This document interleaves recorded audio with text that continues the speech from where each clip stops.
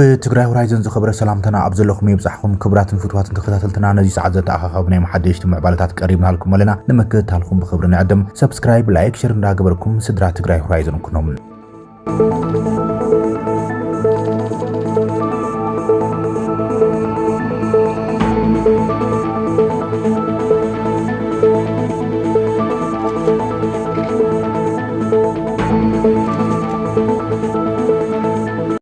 نزحلفو 4 معلتات أب سرح كابيني زقني حدوش بريزنت تግራይ جنرال ታደሰ ወረደ መንግስት ፌደራል በመዝራብ ጸገማት ነጋዶ ትግራይ ክንፎትሒና ኢሎም ፕሬዝደንት ጊዜያዊ ምሕዳር ትግራይ جنرال ታደሰ ወረደ ምስ ኣመራር ሓንቲ ወከልትን ማሕበረሰብ ንግዲ ኣብ ከተማ መቐለ ተሳቲፈሎም ፕሬዝደንት ጊዜያዊ ምሕዳር ትግራይ جنرال ታደሰ ወረደ ኣብ ማሕለኾታትን ጸገማትን ማሕበረሰብ ንግዲ ትግራይ ኣመልኪቱም ምስ ኣመራር ሓንቲ ወከልትን ማሕበረሰብ ንግዲ ሎም 5 ማይ ዚኣዩ ዘተ ኣሳሊጥ ሰሎም ኣቶም ኣመራር ሓንቲ ወከልትን ማሕበረሰብ ንግዲ ትግራይ ዘለዎም ቁልፍ ጸገማትን ማሕንቆታትን ጠሚሮም ዘቕረቡ ኮይኖም ብቐንዱ ድማ እቶም ጸገማት ምስ መስርሕን መሸጥን ምስ ኣገልግሎት ልቓሕ ባንክታት ምስ መንግስቲ ፌደራል ዘውፅኦም መምርሕታትን ኣብቲ ንግዲ ማሕበረሰብ ብዛዕባ ዝፈጥርዎ ዘለው ጸገማትን ኣብ ወሃባ ኣገልግሎት ዘለው ጸገማትን ከምውን ኣጋጢሙ ዘሎ ሕጽረት ነዳድን ዝኣመሰሉ ምዃኖም ገሊጾም ብሓፈሻ ኣብ ልዕሊ ትግራይ ብዘጋጥሞ ኩናት ምኽንያት ኣብ ልዕሊ ትካላት ኢንቨስትመንት ትግራይ ገዚፍ ዕንወት ከም ዝተፈጸመን ኢኮኖሚ ትግራይ ኣብ ከቢድ ጸገም ከም ዝወደቐ ዝገለጸም እቶም ኣመራርሓን ወከልትን ብፌደራልን ክልልን ዝወፁ መምርሕታት ነቲ ማሕበረሰብ ንግዲ ትግራይ ከቢድ ጸገም ከም ዘቃልዕዎን በምግላጽ ዞም ጸገማት ንምፍታሕ ኢኮኖሚ ትግራይ ንምንቕሓን ጊዜያዊ ምሕዳር ትግራይ ኣብ ጎኖም ኮይኖም ክሕግዞም ጸዊዕሎም ኣብ ትግራይ ንዝወረደ ዕንወት ፖለቲካዊ ምኽንያት ከም ዝኾነ ዝሓብሩ እቶም ኣመራርሓን ተወከልትን ማሕበረሰብ ንግዲም እትፍታሕውን ፖለቲካዊ ስለ ዝኾነም ጊዜያዊ ምሕዳር ትግራይ ልዑል ጠመተ ይብክሰርሓሉ ተማሓጺኖም መፍረይቲ ትካላት ተወዲቦም ብቐጻሊ ጸገሞም ናብ ዝምከቶም ፈጸምቲ ኣካላት ዘቕርብሉ መፍትሒ ክረኽቡም ዝኽእልሉ ዕድል ክፍጠረሎም እውን ኣተሓሳሲቦም ፕሬዝደንት ታደሰ ወረደ ኣብ ዝሃቦ ምላሽ ድማ ብምኽንያት ኩናት ኣብ ኢኮኖሚ ትግራይ ዝበጽሐ ዕንወትን ሃስያን ኣዝዩ ከቢድ ከም ዝኾነን ኣብቲ ማሕበረሰብ ንግዲ ዘለው ማሕንቆታትን ጸገማትን እውን ብዙሓት ምዃኖም ይገሊጾም ብምዃን ድማ ከም ጊዜያዊ ምሕዳር ትግራይ ኣብቶም ዝቕጽሉ 3 ኣዋርሕም ክፍትሑ ብዛዕባ ዝግቦም ማሕንቆታት ንምፍታሕ ቀዳምነት ብምሃብ ብልዕል ቁልሕታ ከም ስራሕ ገሊጾም ፕሬዝደንት ጀነራል ታደሰ ኣታሒዞም ማሕበረሰብ ንግዲ ትግራይ ኣብቲ ሕማቕ እዋን ኣብ ጎኒ ህዝቦም ኮይኖም ግቦኦም ከም ዝፈጸሙ ብምሕባር ኢኮኖሚ ትግራይ ንምንቕቓሕ ጸገማት ማሕበረሰብ ንግዲ ምፍታሕ ግድን ከም ዝኾነ ሓቢሮም መናእሰይ ዕድል ስራሕ ንምፍጣር ኮነም እቲ ኢኮኖሚ ንምንቕቓሕ ቁልፍ ጸገማት ማሕበረሰብ ንግዲ ትግራይ ምፍታሕ ወሳኒ ምዃኑ ዝገለጸ ፕሬዝደንት ታደሰ ምስ መንግስቲ ፌደራል እውን ብምዝራብ ዘለው ማሕለኾታት ንምፍታሕ ብልዑል ትኹረት ከም ስራሕ ሓቢሮም ብቐጻሊ እውን ምስ ማሕበረሰብ ንግዲ ትግራይ ተቐራሪብካ ምስራሕ ኣዝዩ ወሳኒ ምዃኑ ዝጠቆመ ፕሬዝደንት ታደሰ ዳግም ትግራይ ንምሕዋይን ንምህናጽን ኣብ ዝግበር ርብርብ ማሕበረሰብ ንግዲ ትግራይ ከም ትልሙድ መሪሕ ተረኦም ከበርክቱ ጻውዒት ከም ዘቕረቡ ቤት ጽሕፈት ፕሬዝደንት ገሊጾሎም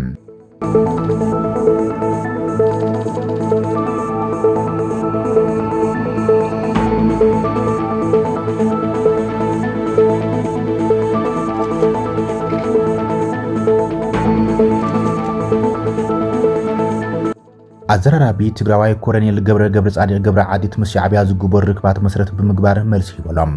ኣዘራራቢ ሓደ ካብ ኣመራር ሰራዊት ትግራይ ምዃኑ ዝግለጽ ተጋዳላይ ገብረ ዓዲት ዋናው ኩነታት መሰረት ብምግባር ንጋዜጣዊን መልስታት ይበሎም ኮሎኔል ገብረ ጻድቃን ወይ ገብረ ዓዲት ኣብ ዘረቡ ሰራዊት ትግራይ ንምፍራስ ዝተፈላለዩ ጠቕነታት ይካይዶም ዘለው ይብል ብቐንዱ ኣብ ጉዳይ ምስ ሻዕብያ ዝግበር ርክባት መሰረት ብምግባር ተሓቲቱ እንትመለስ እዚ ኣካል እቲ ብሄራዊ ክሕደት ይክብል ገሊጾሎም ኣመራር ሰራዊት ምስ ሻዕብያ ርክባት ይገብረሉ ዝብል ክሲም ዝኾነ መረዳእታ ክቐርበሎም ዘይኽእል እዩ ክብል ገሊጹ ዘሎም እዞም ምስ ሻዕብያ ርክባት ይገብረሉ እዮም ዝብሉ ወገናት ኣካል እቲ ብሄራዊ ክሕደት እዮም ኣብ ልዕሊ ህዝቢ ትግራይ ሓደጋ እዮም ዝጽውዕ ዘለው ብምባል ድማ ምላሽ ይበሎም ኣነ ብዘለኒ ናይ ውልቃይ ርእይቶ ዝኸም ዝበለ ዘረባ ዝዛረቡ ሰባት ዕብዳን እዩ መቐጸልታ ናይቲ ብሄራዊ ክሕደት እውን ምንም ዓይነት መረዳእታ ዘይብልካ كلام سكلي الرخبلو كلا خمسي جبرلو إلكا منهم مرداتها زي بالكا حزب تقرأي تقلال لا دارجا منجالي نتمرار حسراويت وين حوحات منجال ترى حكونا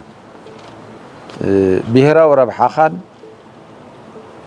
نحزب تقرأين زلكا نعقتن زد الله يخوني لكا قبل على حزبي قدات نخبت صح مبيان وني مثلا انت قددكو انت قدده حد حزبي حدا قال سنة يبعلو كلاسيفايد بهال نجار له أبزنا إذا مخته أوان زت حز كلاسيفايد بهال نجار له أمور داتا نتميدياتات زلوا المنطقة قلت صنبر أنت جدده تهزبزي كم مرة حز فلت كاين نجار نتليون كم مرة حق تحزو زي يطللكا زي تفلطو ነገር ተልዩ زي يطللكا نزي مزراب مقطاب ኣብ ልዕሊ ህዝቢ ሓደጋ ዘብጽሕ ነገር ግን ስኻ ብተውጸቃል ህዝቢ ሓደጋ ንኽበጽሖ ምግባር ብሄራዊ ክሕደት እዩ ሰምዑ መለኹ ካብ ዓበይቲ ጀሚሮም ምስ ከለ ተራኺቡ ምስ ኤርትራ ተራኺቡ ከምዚ ዝብሉ ክሕደት እዩ ልዕሊ ህዝቢ ክሕደት እዩ መን ምሕጓስ ይዘረባ ዝረብ ዘሎ እዩ ህዝቢ ትግራይ ናይ ማንም መጣቕዒ ይኮነን ናይ ማንም ደጋፊ ይኮን ሰላም እዩ ዝደሊ ነቲ ደጊፉ ውግእ ክህሎም ትግራይ ዘይደሊ ህዝቢ ዘይደሊ መራርሓን ዘይደሊ ሰራዊትን እዩ ዘሎ ስለዚ ትዕብዳን ሚድያታት ይረአዩ ትዕብዳን ኣብ ሶሻል ሚድያ ነጠፍቲ ኣብቶም ሜይንስትሪም ሚድያ ነጠፍቲ ሕዘም መራርሓ ዝነበሩ ሕዝብ ዘየለው ሰባት ብግልጽ እዮም ዛረቡ ክሕደት እዩ ብስሩ ነውሩውን እዩ ነውሪ እዩ ንሕና ንፈልጦኮ ምሽጥር እንተልዩውን ምሽጥር ሕሊፍካ ንዘይ መሃብ መልሓሶም ናይ ዝቆርጹ ጀጋኑ ተጋደልቲ ውድብ እዩ ምስጥር ሕሊፍካ ንዘይ መሃብ ናብ ገደል ናይ ዝኣቱ ጀጋኑ ተጋደልቲ እዩ እትፈልጦ ነገር ሕሊፍካ ንዘይ መሃብ ብጾትካ ሓደጋ ንዘይ ምብጻሕ ህዝብኻ ሓደጋ ንኸይበጽሑ ኢልካ ክቡር መስዋዕቲ ናይ ዝኸፍሉ ጀጋኑ ተጋደልቲ ውድብ ነይሩ ቀድሞ ውድብ ህዝባውያን ሓርነት ትግራይ ሰራዊት እውን ናይ ከምዚኦም ዝበሉ ጀጋኑ ሰራዊት እካብ እዩ ሕዚ ንሪኦ ዘለና ግን ካብ ትግራዋይነት እውን ዘፈንገጠ ይብሱ ብሱ ክበሃል ዘይሕለም ነገር ይምዛረቡ ዘሎ ኣነ ብዘለን ብውልቀይ ርእይቶ እንተኾይኑ ከምዚ ዓይነት ርክብ ክሳዕ ሕዚ ዝፈልጦ የብለኝ ከም ዝበለ ነገር እውን ይራኸብ ኢለ ዝግምቶ የለን እቲ ብስሩዕ ተራኺብና ዝብልዎ ብስሩዕ ብዓለም ይዛረቡ እዮም እዚ ግን መቐፀልታ ናይቲ ጸለመ እዩ ሰራዊት ከመይ ሹም ነጥፋዕ እዮ ሰራዊት ከመይ ጌርና ኢና እንብትኖ ዝኾነ ተልእኾኦም ንምፍጻም ናይ ዘካይድዎ ብዕራይ ወለደ ወረምበር ከም ዘሎ ነገር ክህሉ ኢለውን ኣይግምትን ግን ትጸለመ ብዙሕ ይመልክዑ ብተፈላለየ መንገዲ እዮም ጸለመ ዘቕርብዎ በዚ መንገዲ ኢና ክንረድኦ ንኽእል ኣመራርሓ ሰራዊት ይኹን ቤት ጽሕፈት ህወሓት ምስ መንግስቲ ኤርትራ ርክባት የካይዱ ከም ዘለውን ዘመላኽቱም ዝተፈላለዩ ጸብጻባት ወጽኦም እዮም ነበር ፕሬዚደንት ጊዜያዊ ምምሕዳር ትግራይ አቶ ጌታቸው ረዳን ምክትሉ ጀነራል ጻድቃን ገብረትንሳኤን ብዕሊ ነዚ ካብ ዝበሉ መራሕቲ ይርከብዎም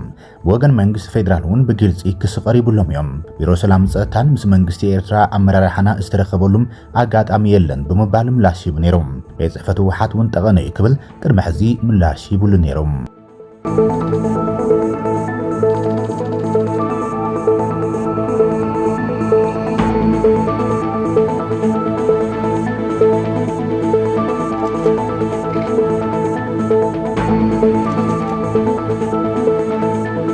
ነበር መራሒ ህወሓት በቀድማይ ሚኒስትር አብይ አሕመድ ሓዱሽ ሹመት ተዋሂቦሎም ነበር ላዕለዋይ አመራር ህወሓትን ምክትል ነበር ሓላፊ ሃገራዊ ድሕነት ኢትዮጵያ አቶ ጌታቸው ሰፋን ዝኾኑም አምባሳደር ሃደራ አብራ ኣብ ሚኒስትር ጉዳያት ወጻኢ ምክትል ተገይሩ ተሸይሞሎም ኣብ ብሔራዊ ድሕነት ናይ ጌታቸው አሰፋ ምክትል ዝነበረን ነበር ናይ ህወሓት ማእከላይ ኮሚቴ አባል አምባሳደር ሃደራ አብራም ናይ ሚኒስትር ጉዳያት ወጻኢ ሚኒስትር ዴታ ወይ ድማ ምክትል ሚኒስትር ኮይኖም በቀድማይ ሚኒስትር አብይ አሕመድ ተሸይሞሎም ምስኡን አምባሳደር ብርሃኑ ጸጋይ ዝተባሃለም አምባሳደር ተገይሩ ተመዚሰሎም ኣብ ሚኒስትር ጉዳያት ወጻኢ ንዝተመዘዙ ሓደሽቲ ሚኒስትራት ጉዳያት ወጻኢ ወግዓዊ ኣቀባብላ ተኻይድሎምሎም አምባሳደር ሃደራ አብራ ኣብ ሚኒስትር ጉዳያት ወጻኢ ፖለቲካውን ቁጠባውን ጉዳያት ሚኒስትር ዴታ ኮይኖም አምባሳደር ብርሃኑ ጸጋይ ድማ በቀድማይ ሚኒስትር አብይ አሕመድ ሚኒስትር ዴታ ምሕደራ ሃፍትን ኣገልግሎትን እቲ ሚኒስትር ኮይኑ ተመዚዝዮም እቲ ሚኒስትር ዝሃበ ሓበሬታ ከም ዘመላኽቶ እቶም ሓደሽቲ ዝተመዘዙ ሚኒስትራት ጉዳያት ወጻኢ ምስ ኣመራርሓን ሰራሕተኛታት እቲ ሚኒስትሪ ተላሊሞሎም ኣብቲ ዝሓለፈ ሰሙን ኣቶ ጌታቸው ረዳ ፍሉይ ኣማኻሪ ቀድማይ ሚኒስትር አብይ አሕመድ ኣብ ቀጠና ምብራቕ ኣፍሪቃ ኮይኑ ከም ዝተሸመ ይዝከር እዮም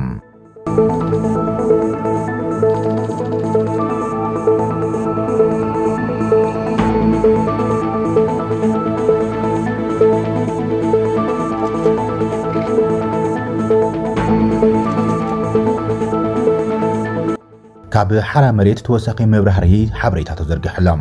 ተጋዳላይ ሸዊት ቢቶ በላይ ተወሳኺ መብራህርሂ ካብ ሓራ መሬት ዝበለ ጽሑፍ ዘርጊሕሎም ካብ ዝተፈላለዩ ሸነኻት እንረኽቦ ዘለና ሞራልን ሓበሬታን ብጣዕሚ እናመስገና እዚኦም ዝስዕቡ ጉዳያት ድማ ደጊምና ክንሕብር ንደሊ ብምባል ኣብ ዘርግሖ ሓበሬታም ግዛኣትን ምሕደራን ብዕድመ ናይ ዝደፍኡም ሰባት የብቅዕም መንእሰይ ወለዶ መጻኢ ዕድሉ በዓል ይወስን ንሕና ንወለድና ክብር ኣለና ይኹን እምበር መጻኢ ዕድልና ብዝምልከት ግን ወሰንቲ ክንኸውን ዝግበአና ንሕና በዓልትና መንእሰያት ኢና ኢሎም መናእሰይ ወለዶ ንጎኒ ዝገደፈ ፖለቲካዊን ኢኮኖሚያውን ማሕበራውን ምንቅስቃስ ምንቅስቃሳት መወዳእቱ ዕንወት እዩ ዝበለ ተጋዳላይ ሸዊት ቢቶም መንእሰይ ወለዶ ሓባሪ ሲኢኑም ገሊኡ ናብ ስደት ከይዱ ኣደዳሞትን ጥሜትን ይኸውነሎም ገሊኡ ኣብ ዓዲ ዝተረፈ ብዘይ ስራሕ ቀንፈዞ ይብለሎም ኣካል ጉድኣት ኮይኖም ዘለዉ ብፅትና ድማ ጠማቲ ዝሰኣንሉን መናእሰይ ወለዶ ብሓፈሻ ኣያ ዝሰኣንሉ ኩነታት እዩ ተፈጢሩ ዘሎ ኢሎም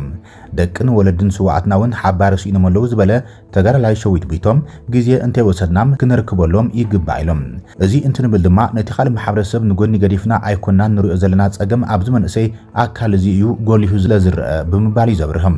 ብወታደራዊ ሓይሊ ተደጊፎም ዝንቀሳቐስ ዘሎ ውድብ ህወሓት ህውከትን ዕግርግርን ዓፈናን እምበር ሰላም ከስፍን ኣይክልን ኮርን ልዕሊ ኮርን ዘሕለፎ ውሳነ ድማ ናይ ዝመርገፁ እዩ ዝበለ ሸዊትም ስለዝኾነ ካብዚ ኣካይዳ ጠቕሊሉ ክሳብ ዘይተላቐቐም ቃልስና ቀፃሊ እዩ ክብል ገሊፆሎም ላዕላውነትን ብሄራውን ረብሓን ህዝቢ ትግራይ ውሕስ ኣብ ምግባር ሰላምን ቅሳነትን ህዝቢ ኣብ መስፋንን ናብ ንቡር ኣብ ምምላስን ዝተመዛበልን ዝተበተነን ህዝብና መረበትናን ኣብ ምምላስ ሓድነት ህዝብና ኣብ ምርግጋፅ ምዝቃለሱ ዘለዉ ኩሎም ሓይልታት ሓቢርና ክንሰርሕ ድልዋት ምዃና በዚ ኣጋጣሚ እዚኦም ክንገልጽ ንፈቱ ክብል ሓዱሽ ተወሳኺ መብርሂ ካብ ሓራ መሬት ኢሉም ዘርጊሕዎሎም